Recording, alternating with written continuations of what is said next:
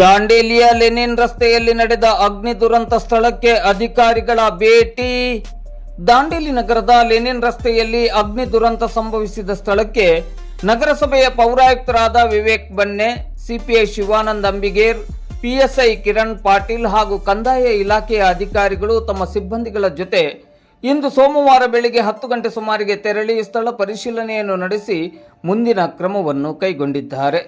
Lenin ರಸ್ತೆಯಲ್ಲಿರುವ Arpita tiffin corner ಅಂಗಡಿಯಲ್ಲಿ ಇಂದು ಸೋಮವಾರ ನಸುಕಿನ ವೇಳೆ ಅಗ್ನಿ ಅವಘಡ ಸಂಭವಿಸಿ ಅಂಗಡಿಯೊಳಗಿದ್ದ ಎಲ್ಲ ವಸ್ತುಗಳು ಸಂಪೂರ್ಣ ಸುಟ್ಟು ಹೋಗಿ ಅಪಾರ ಪ್ರಮಾಣದಲ್ಲಿ ನಷ್ಟವಾಗಿದೆ.